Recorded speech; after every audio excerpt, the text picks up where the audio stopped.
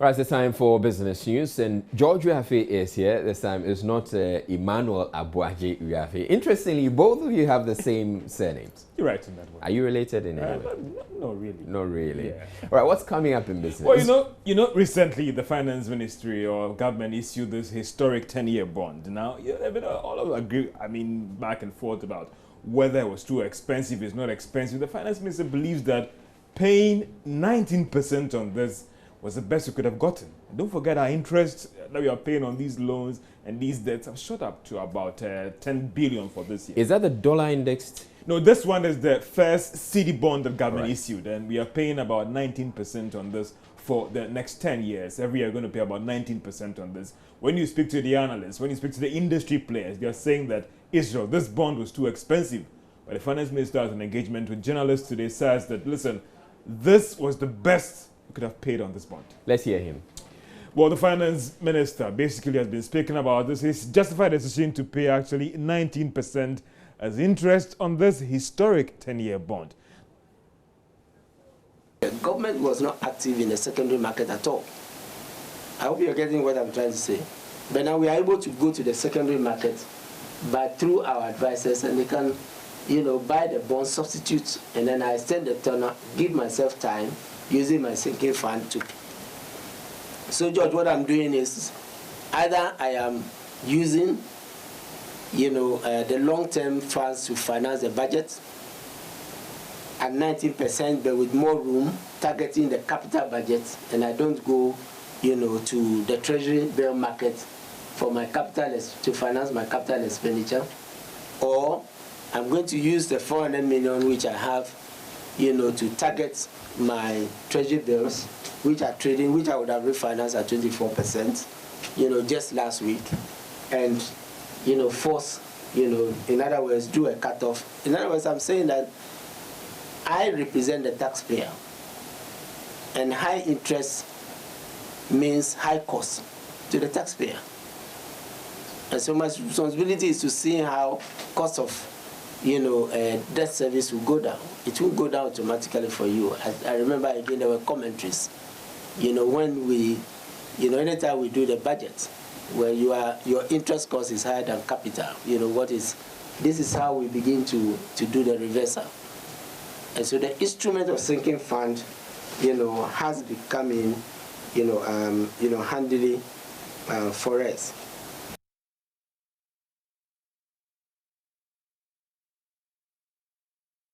So basically that was the finance minister said. Now government last week actually got about 726 million Ghana cedis worth of bets from investors, but they actually took 438 million Ghana cedis away from issues about the economy. Let's venture into the mining sector, because mining companies in Ghana spent about $1.4 billion on procuring local materials for the operations for the year 2015. Now, that's according to the Chamber of Mines. This was revealed by the Chief Executive Officer of the Chamber, Suleiman Kone, at the workshop for electrical cables and standardization in the mining sector. There's more in this report. The Chamber of Mines workshop on electrical cables is organized in collaboration with the Minerals Commission, Association of Ghana Industries, Ghana Standards Authority, and electrical cable dealers, under the theme, Improving the Supply of Electrical Cables from Local Manufacturers to the Mining Industry. The workshop is aimed at bringing together stakeholders in the mining industry to deliberate on the ideas of dealing with challenges in the supply chain of electrical materials to the sector. In an address, Suleiman Kone hinted that mining companies are complying with the local content procurement obligations. He stressed that the sector has spent about $1.4 billion, which represents 48% of total revenue. Ladies and gentlemen, in 2015, about $1.5 billion was spent by mining companies to procure local inputs. This represents about 48% of their mineral revenue. It is the desire of the industry to increase these amounts to grow our manufacturing and service industry.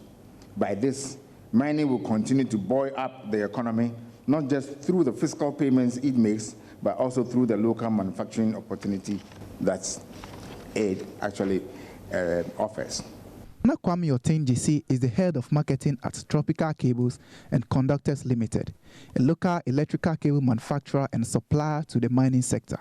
He spoke to Joy Business on some challenges encountered in the line of work. Basically, the mines are from different areas. The owners of the mines are from different areas, so they purchase different kinds of cable specification.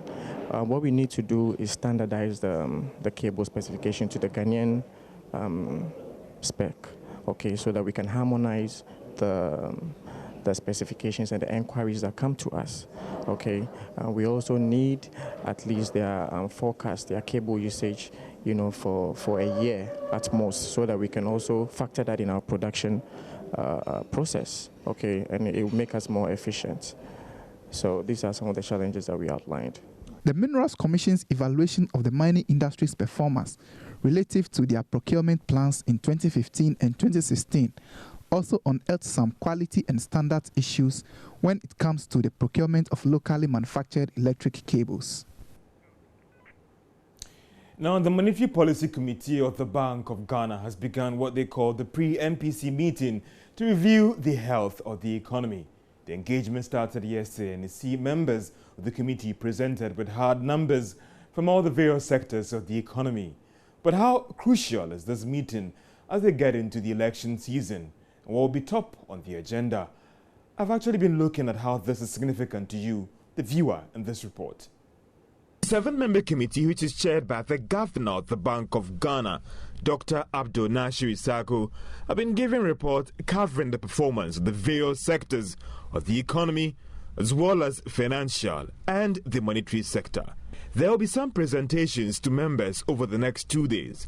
All these are aimed at helping them take a decision this Friday whether they should vote for the policy rate to be reviewed or kept unchanged. The rate, which was held at 26% at their last meeting in September this year. Some of the issues that will top the agenda include how to deal with the rising loan defaults in the banking sector, which the Bank of Ghana has put at a little over 6 billion Ghana cedis as of September this year. Dealing with the recent sustained depreciation of the Ghana cedi on the forex market. And for many economists, how to ensure that the Bank of Ghana is not caught in the trap of financing government as we get into the election season. The meeting, which will end this Friday with the press conference next Monday, would give Ghanaians an idea how the economy has performed over the last 3 months, the country's international reserves. Many will also be looking forward to the Bank of Ghana's report on the public debt, which reached 110 billion Ghana cedis as of July this year. Businesses would also be watching the Bank of Ghana's decision on the policy rate. This is because an increase will obviously impact on the cost of credit for firms and even individuals that are currently servicing loans. Now, the Public Interest and Accountability Committee, PIAC, is advocating a government to seriously consider restoring its hedging program to help cushion the country against the impact of oil shocks on the state as well as the other sectors as well. Now, energy think tanks have urged government to go back to the hedging program following the collapse of oil prices. According to PIAC, market conditions are right for government to take a cue from other oil operators and look at how price of crude oil can help mitigate the impact of volatility of oil prices on the world market. Economist Dr. John Getty says the option must be thought through carefully by government to derive the best gains for the country. Hedging is just about risk management. In this case, there is a possibility of prices going in a direction which is not in the interest of a party, in this case, our country. So we take a position now that will lock in the price, for which if there is any volatility in the future, we will not be adversely affected. So it is about protection of our position in the oil transaction. Well, I think the call is not bad, but what is important is that those who are at the forefront of the hedging policy ought to study the market very well, because hedging is good, but it cannot be undertaken in a particular context, especially when volatility is so sharp and very difficult to predict in any way, then it means it becomes very difficult to deploy the tool of hedging to protect our position. Just like what happened in 2015, 2016, you realize that the price expectation was such that price actually collapsed in the market. So that makes it very difficult for even experienced oil-producing country and entities to hedge their positions in the market. So yes, the call is very important. That ought to be studied, but we can only go back to hedging when the margin of volatility is not actually the way it was around 2015. So that's all for business, and Israel will be back with more news.